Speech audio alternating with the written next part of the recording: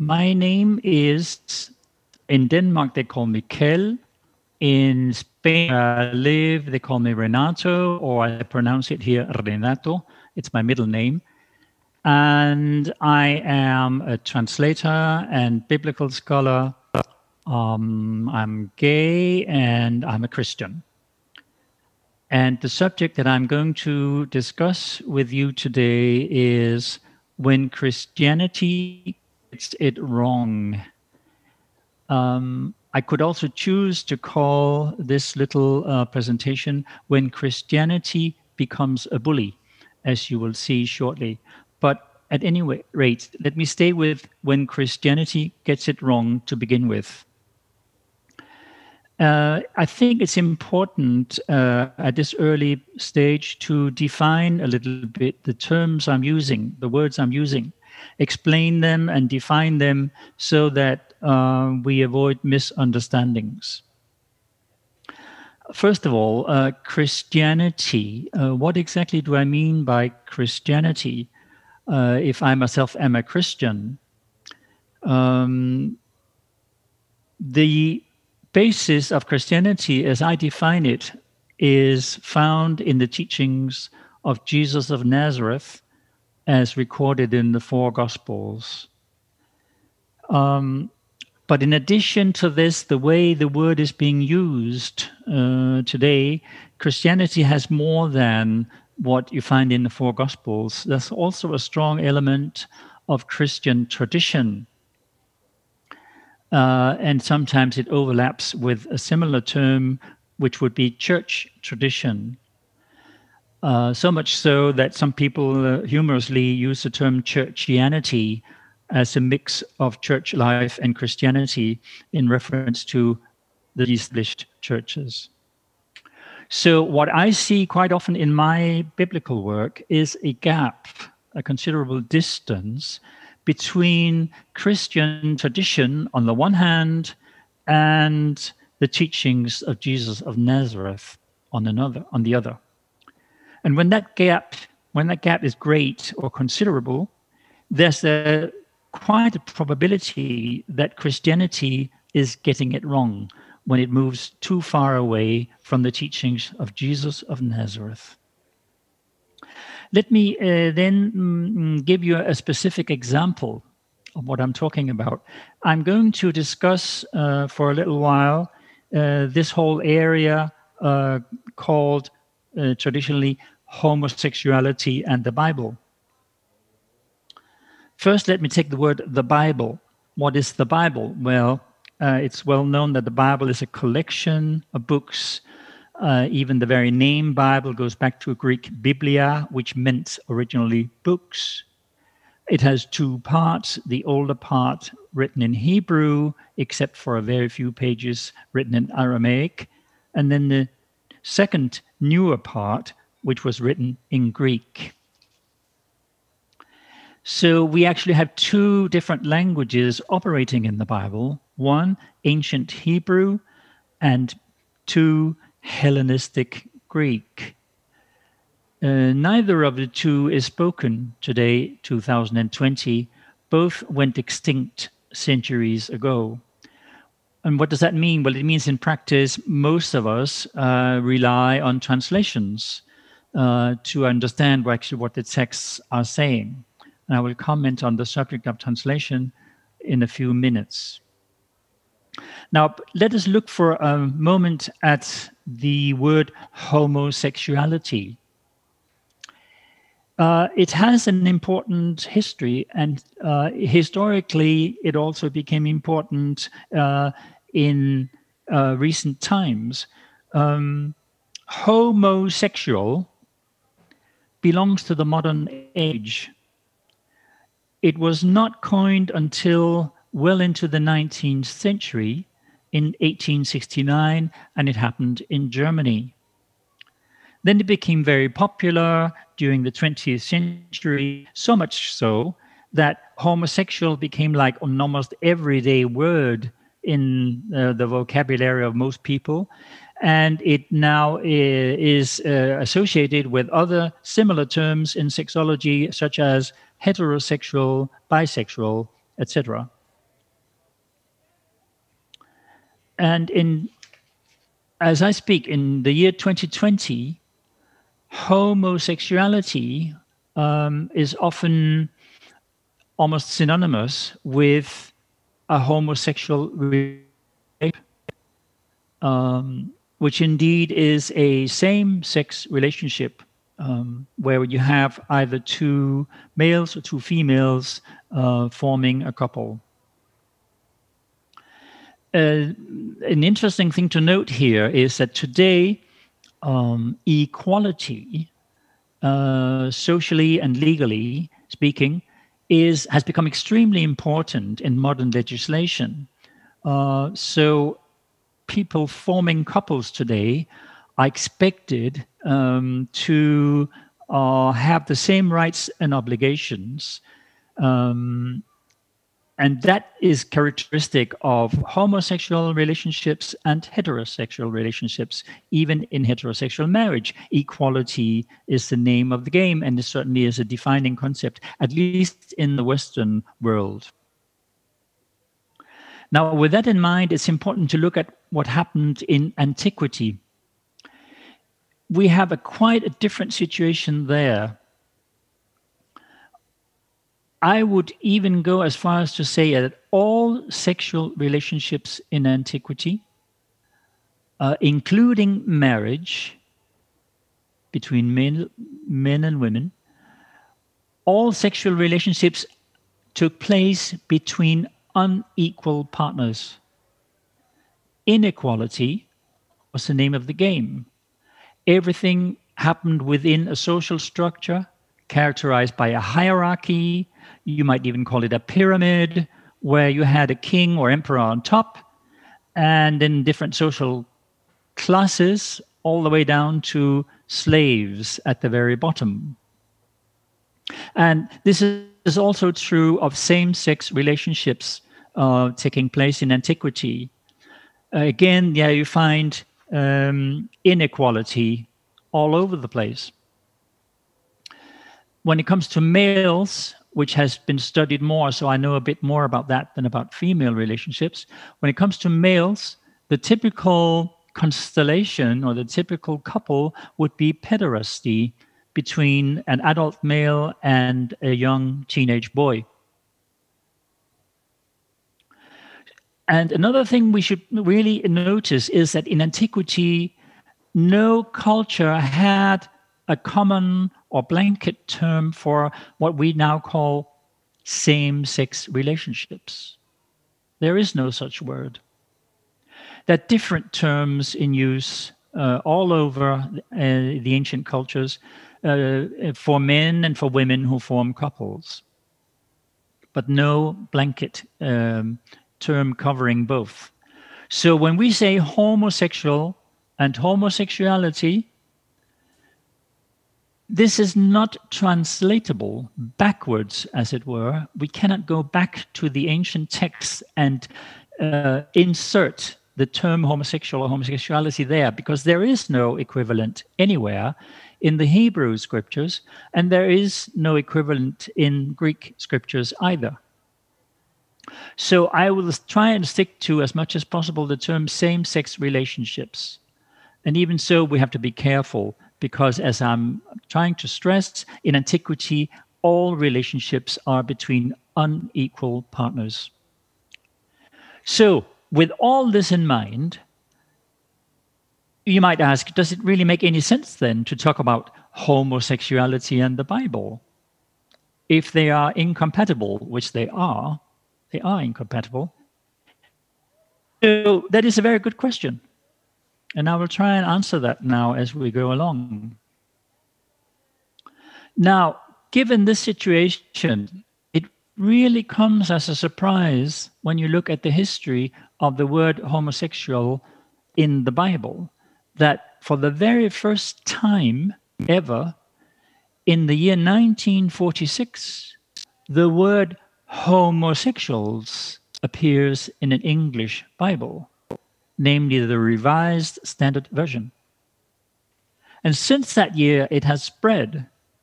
And now, in the year 2020, we have the word homosexuals in lots and lots of Bible versions. which would be too numerous to enumerate here. So, where does this leave us? Well, it leaves us certainly with some confused terminology before we now look at what the Bible itself is saying. But let's try and take one bit at a time.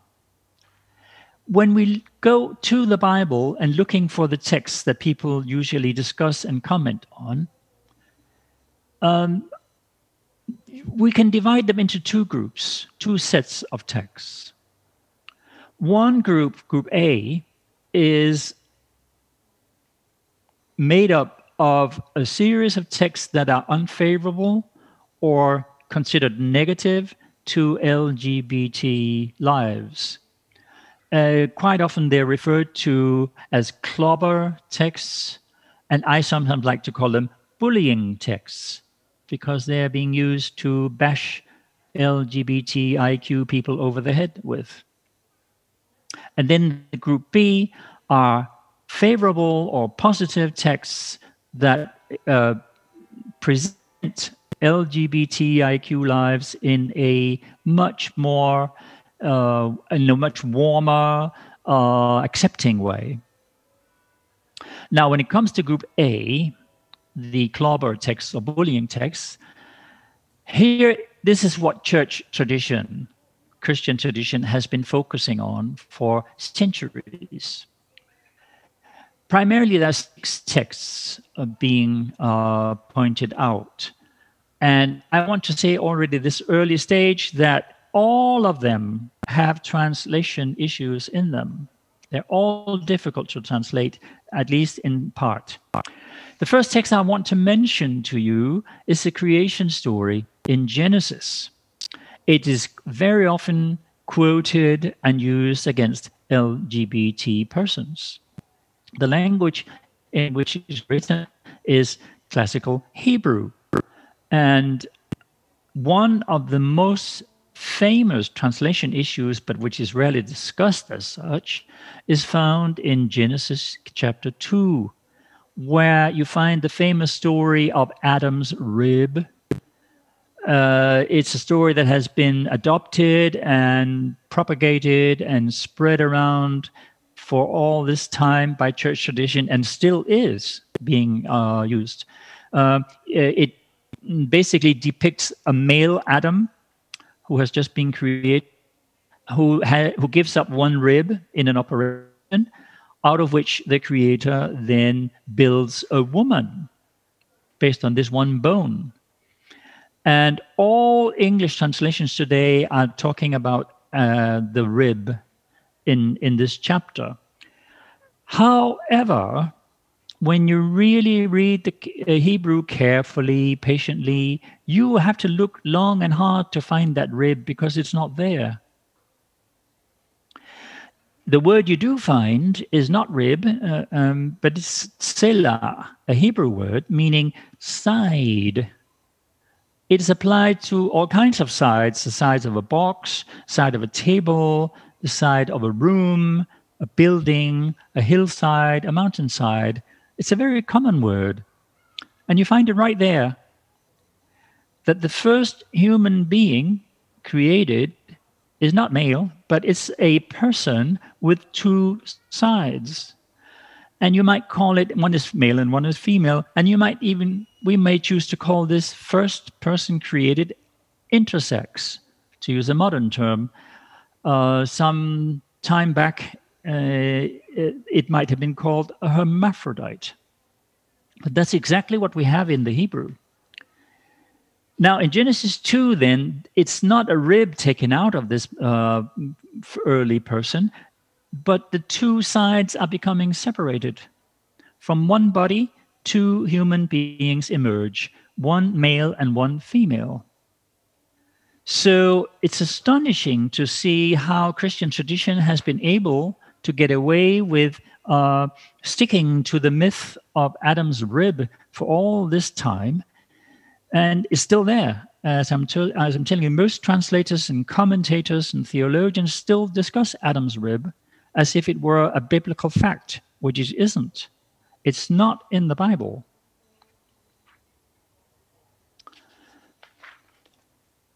Now, let me move on to another clobber text or bullying text. And I'm going to comment on briefly because it's very complex, very rich, and immensely interesting. In fact, so much so, I wrote my PhD thesis on it.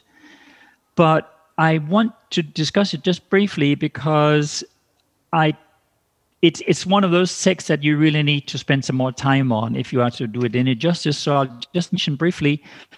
The part that has become a clobber text is in Genesis 19, the early part of that chapter, where you find several serious mistranslations that have caused huge misunderstandings of what the story is all about.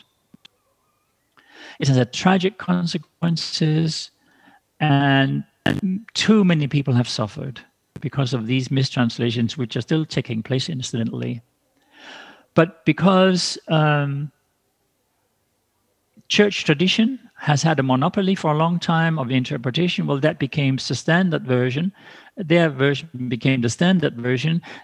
According to church tradition, this is sexual violence between males, and they've been used it that way. It was used during the Inquisition, and it's been used many other times over church history, being used by some fundamentalists against LGBT people. However, the Hebrew story, if you really read it in its own context, you find a completely different tale. Here it speaks about treatment of immigrants and refugees. And I could, as I said, talk for a very long time about this, but I want to move on to give you a few more specific examples. What is certainly true here in Sodom and Gomorrah is that you find a wide gap between the Hebrew and what you read in many translations. Bullying text number 3, you find this in Leviticus, the book of Leviticus, which is in Scandinavia, they like to call it third book of Moses, in chapters 18 and 20. There's a very peculiar verse here in chapter 18:22, which says, "With a male you shall not lie down, the lyings down of a wife." And this with a male, it could really be with a male any age, including teenage boys. So some people have actually sometimes thought it might be about a prohibition of pederasty. However, most translators read it very differently. So today, in many Bibles, you will find something like, "Do not have sex with a man as with a woman." That makes the text rather easy, doesn't it? But unfortunately, you won't find that in the Hebrew. It doesn't say man, it says male.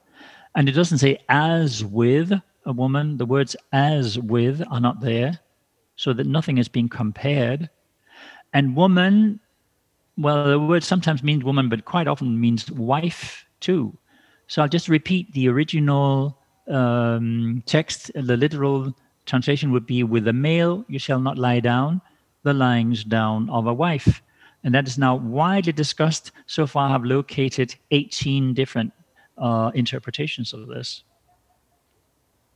So we have here a very difficult text to understand, to interpret. It's unclear, and yet it's being mistranslated so often and used against LGBT people. Let me now move on to bullying text number 4. I'm now jumping to the second part of the Bible, the Greek part. The text that church tradition has liked to use against us are found in the letters of the Apostle Paul. One such example is 1 Corinthians 6, verses 9 to 10. Here we have a so-called vice list of people that it's a very popular genre, by the way, in Paul's day. In those days, lots of writers loved to include vice lists in their philosophical or ethical writings. And in this case, it reads something like this, and I'm quoting a modern translation. Neither the unchaste, nor idolaters, nor adulterous, nor practicing homosexuals, nor thieves, nor greedy ones, nor drunkards, etc., shall inherit the kingdom of God. And this is exactly where the Revised Standard Version back in 1946, for the very first time in history, inserted the word homosexuals. And it's more than just interesting. It's tragic, because this is the first time in history that a Bible version explicitly excluded homosexuals from the kingdom of God. I mean, for Christians and children growing up in Christian environments, this is absolutely horrific. And now in the year 2020, you find it all over the place. Lots and lots of translators use it. So the Revised Standard Version really started a trend. However, practicing homosexuals, as I told you earlier, homosexuals, the very concept didn't exist in the early days of Christianity. So how can they use that here? And certainly, sure enough, if you look look up the Greek text and study it carefully, you'll see there's not just one group called practicing homosexuals mentioned here. There's two different groups with a comma between them. One group is called soft ones. In the Middle Ages, they were thought to be masturbators. And another group is called arsenokoitai in the Greek, which literally translates as bed males. We don't know what the second word bed males means because it's unknown in all literature prior to Paul's letter. And it's not found in erotic literature either, neither in Greek nor in Latin in Rome. So the King James Version in the 17th century suggested abusers of themselves with mankind. And Martin Luther, in his German Bible in the 16th century, suggested Knabenschänder, which means pederasts or boy molesters, literally. So in the Middle Ages and the Reformation days, translators thought that Paul was referring to masturbators and boy molesters. And yet, in the year 2020, you have lots of modern Bibles saying the practicing homosexuals. It is really quite a painful and miserable situation. And I would say it amounts to grossly irresponsible behavior on the part of the translators. This is toxic language of exclusion, where Paul may be aiming at a completely different group of people. I will now jump ahead a little bit because time is running and we don't have that much time. I'll now move to another text written by the Apostle Paul, his letter to the Romans. There are two verses very often quoted by church tradition in chapter 1, verses 26 and 27. And it's very frequently used as a bullying text against LGBT persons. Let me just say quickly that in verse 26, Paul speaks about a group of idolaters whose females exchange the conventional use for an unconventional use. And according to the early church father Clement of Alexandria, he interprets this verse as women who were practicing anal sex with their men. Yet, in today you find modern translators taking a very different approach, saying, the verse reads, for example, here in the ERV, women stopped having natural sex with men and started having sex with other women. Now, this is fantasy, folks. There is no mention of other women. And there's no talk about sex. There's talk about use, the way they used their body, etc. So again, this is a very, very sad example of how Bible texts are being misused against the wrong people. Let me see. What else should I say before we close this section?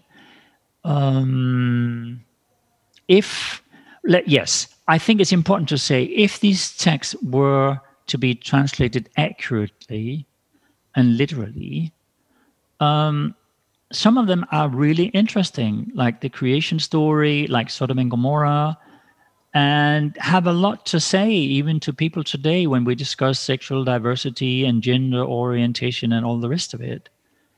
But if they're misinterpreted and mistranslated, well, they are not much use at all. They cause tremendous pain and tragedy, etc. Now, that was one group of texts, and now I'll move very briefly to the other, which deals with the positive or favorable texts that speak warmly about same-sex relationships in the Bible. The first of which is the book of Ruth, where you have two women, where the younger woman, Ruth, dedicates her life to the older woman, Naomi. And she does it in language and in a way that is very similar to the story in Genesis, where it says, a man shall leave his father and mother and cling to his wife, and they shall become one flesh. This is exactly what Ruth is doing with Naomi. But some translators, unfortunately, weaken this story. Then you have the story of David and Jonathan, which is unusual in the sense that it shows strong emotion between two men towards each other. A strong bonding is taking place. And as David mourns the death of Jonathan, he exclaims, "Your love was sweeter to me than the love of women." However, some mistranslations are also occurring here, and they weaken somewhat the language David uses. And then finally, two Gospels share the same story with some variations about the Roman centurion and his boy or his lad, a young male that he loves, and he seeks healing for him. Some translations make it difficult to see that. And in the fourth Gospel, the story of the beloved disciple, Lazarus of Bethany. Also here, the translators weaken the language considerably, and you don't see the warmth. And then finally, let me mention the eunuchs. They have been much overlooked by Christian tradition for far too long, but they're mentioned all over the Bible, eunuchs. They play a role in government administration and they hold important positions in society, in many different cultures in the ancient Near East. But again, translators weaken their presence and keeps them out of sight, calling them officials, officers, ministers, or royal staff members. That kind of language, which keeps us from actually understanding who they are and what they're doing. So now to summarize, in all these texts, I've talked about the bullying texts, I've talked about stories of love briefly, and I've mentioned the eunuchs. In all of these texts, and this should be emphasized over and over, mistranslations are occurring. All LGBT persons should be aware when they read the Bible that there may be a mistranslation if a certain text is said to speak about them. Conclusion. Christian tradition has really despised, ostracized, and turned into taboo LGBT relationships. However, it's not the Bible that does so. The Bible even has stories that celebrate LGBT relationships. So we have to learn the entire LGBT communities, and particularly those of us who are believers, to say no to mistranslations. And we should demand of the houses that they are accurate translations of all texts. And once we have some accurate texts we can read, then let's sit down then and read them again. And from that point on, we can discuss what the Bible is actually saying. And perhaps then Christianity will eventually get it right. Thank you very much for your attention. I'm now quite ready for questions and comments. Thank you.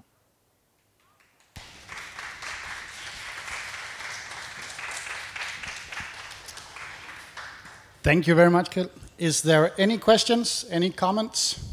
Please raise your hand.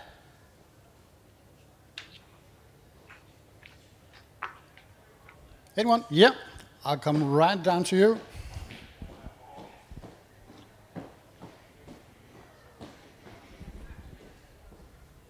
Oh, sorry.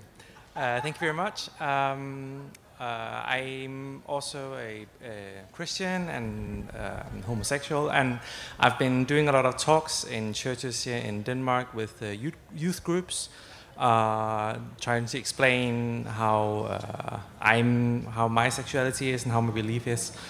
One of the questions I always get is that the Bible always only talks about marriage between a man and a woman. It never talks about marriage between two of the same sex, and that becomes an argument for against gay marriage, at least, if not homosexuality in its entirety.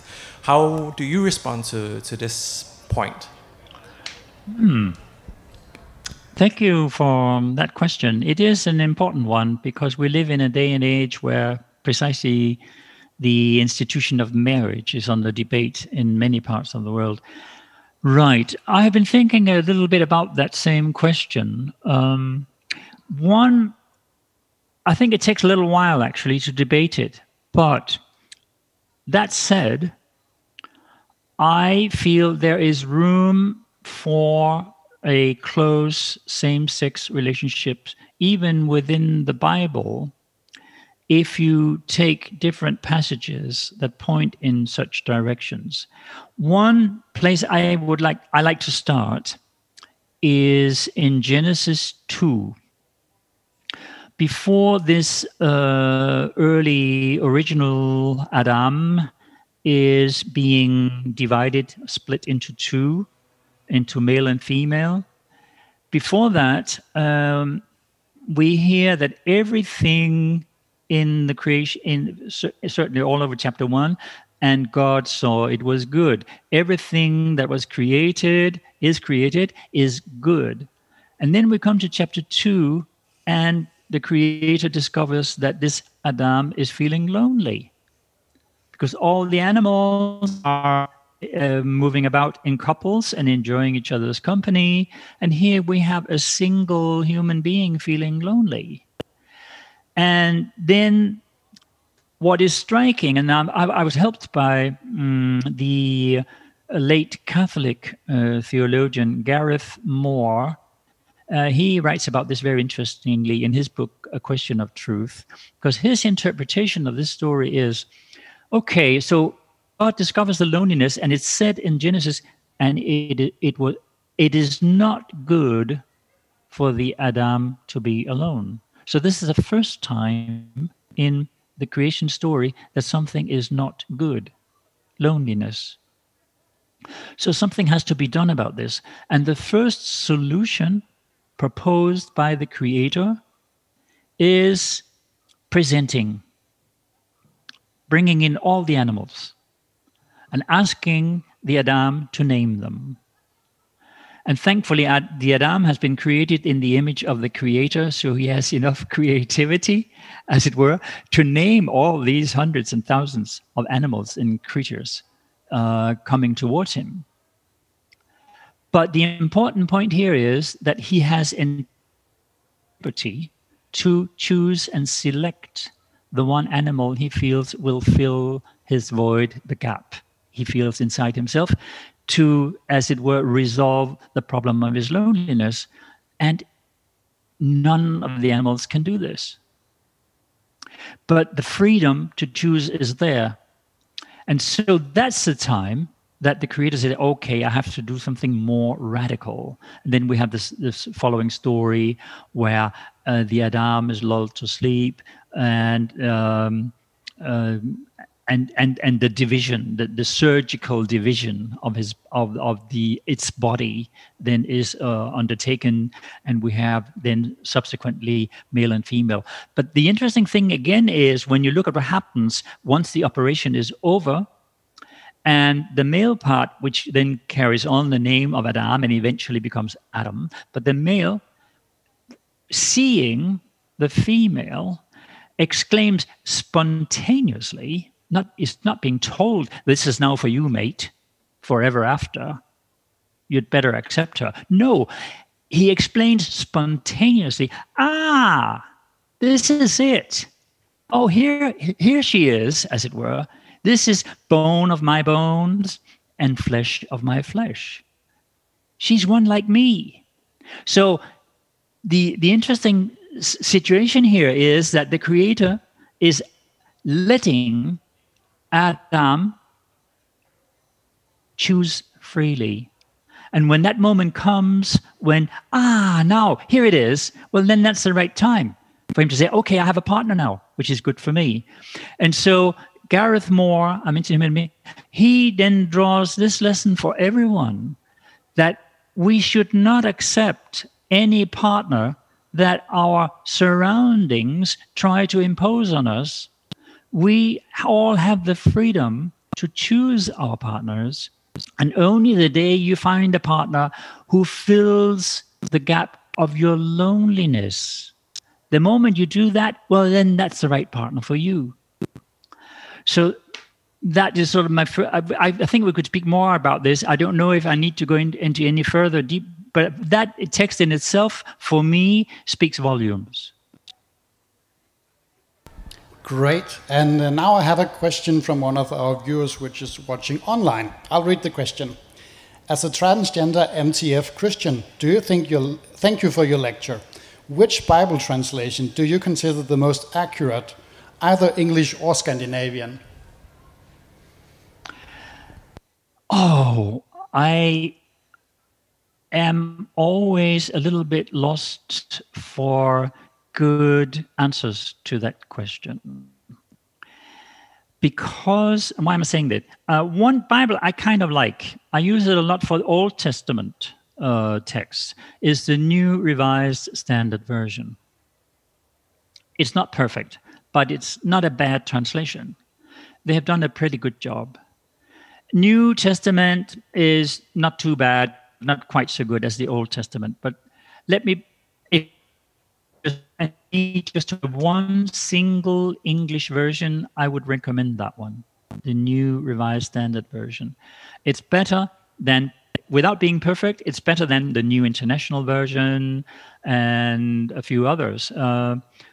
Also, the New Jerusalem Bible has some pros and cons, but it's not perfect either. So that'll be my short answer. But also, let me add that unfortunately, we don't yet have in the modern world a Bible translation that is not fraught, that is not filled with pitfalls for LGBT people.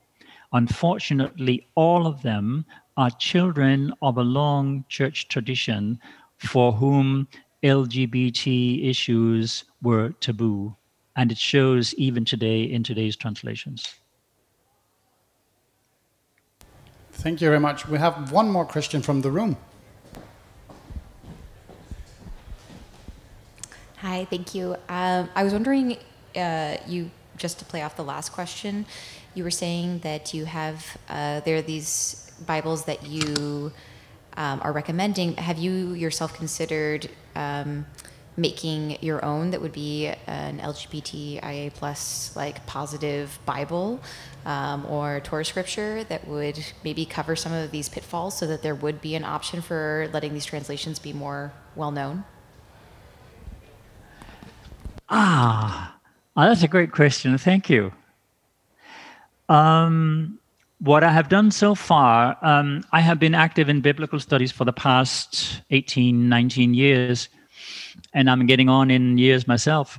So let's see how much time I've got for doing that sort of thing. But I love that idea you just suggested. So far, I've been commenting on mistranslations in my own books. I've written 3, and a few more are coming soon. They are awaiting publication. So I like your question for that simple reason that one thing is spotting the mistranslations and commenting on them and pointing out the unfortunate consequences of them. But another thing is, as you are indicating, actually producing texts that are free, at least of that side of prejudice, because we're all in somehow or other biased by our background, by our life trajectory, what have you. All of that is there, yes, but it should be possible. So far, I have only produced 1 text, and I'm working on that for one of my coming books. One translation of the story of Sodom and Gomorrah, which is grossly mistranslated in most cases. And it's an exciting adventure, but it also takes some time. So I think maybe if I live long enough, let me answer you that way. If I live long enough, I would actually take your suggestion, and thank you for that, take your suggestion and produce a volume, perhaps, where I take at least these texts that are more painful to LGBT people to read and misused against us. Take those texts, because I don't think I'll ever have the time to translate the whole Bible, even with, despite the help of lots of software like Google Translate and other good stuff. I don't think it's going to happen in my lifetime. But what I think I would like to aim for is to use your suggestion to say, okay, let me produce a nice translation that I certainly myself feel okay about of the creation story, of the story of Sodom and Gomorrah, chapter 18 and 20 of Leviticus, and so on, and a couple of sections of Paul's letters. So at least I have that alternative out there for Bible translators and others to read and see, okay, there is a different way actually of interpreting and understanding and translating these texts. Thanks a lot for that. And we have one last question from the room here. Hello, thank you. I was wondering, do we know anything about how the translation that came up that added the word homosexuality in the Bible in the late 1900s, do we know how deciding that translation, how implying that took place? Who decided? Was it a whole group of theologians? Do we know how that came to be? I don't know much about how you add another revised version of the Bible, but I was just wondering if we know about that and if it was a matter of ignorance or a direct choice. Right. Yeah, thanks for that question. I found quite some help in a book written by Heather White called Reforming Sodom. And there she traces the rise of the awareness of the concept of homosexuality, particularly in the United States. And she gave me that detail that precisely in the year 1946 is when you find the word homosexuals appearing for the first time in the Revised Standard Version. So Heather White, Reforming Sodom, would be a very good place for you to look, because she just explained quite a bit the background, what led up to this, what was happening at the time in church history, United States. And so I find that would be a very good place to start your search. Also, on the same note, it's really interesting to see that we're talking here about 1946, okay, where boom, it suddenly, you know, erupts on the scene, the word homosexuals in the Revised Standard Version, and gradually grows very popular. If you go somewhere else, to Germany, I was really surprised to read this. 1983, almost 40 years later, is the first time you find that word appearing in German translations. So there's something cultural happening here. And Heather White documents that rather well, that there was a culture, a growing culture in the USA accepting the word homosexuality, and so that it now made its way into even the Bible. In Germany, that was not quite the case. The situation was quite different in the sense that in 1983, the Bible that used the word homosexuals in German was, and Heather White doesn't comment on this because that's not her concern, but I read that elsewhere, that this German version was financed from the United States, from groups over there who wanted to make sure that this new German version appearing has that word in it. So these were obviously fundamentalists, conservative, traditional Christian circles in the USA. So there's a story there too, which other people have looked into a little bit. And so it's interesting to see how in different cultures the word appears at different times. One research project of mine, now that I'm living in Spain, is to figure out when did the word make its way into the first Spanish translation, which probably maybe around the 80s or 90s, but I don't know yet. So this is symptomatic, isn't it, that translators use the vocabulary they're familiar with within their surroundings, and they don't always quite make it to compare ancient customs, traditions, cultures, and make that mistake of inserting a modern term into an ancient context where it doesn't belong. In linguistics, we call that illegitimate transfer, which has definitely happened here and is happening even as I speak. Yeah, that will be all we have time for now. So Kjell, if you have any closure, anything else to say or something to inspire people with, it will be now. The word is yours. Sure. For 2 minutes. Okay. Let me just say this. If somebody tries to convince you, I've heard this many times, if somebody tries to tell you, well, the Bible is very clear on this about homosexuality and so on, the Bible is very clear, don't believe them. Thank you. Thank you very much.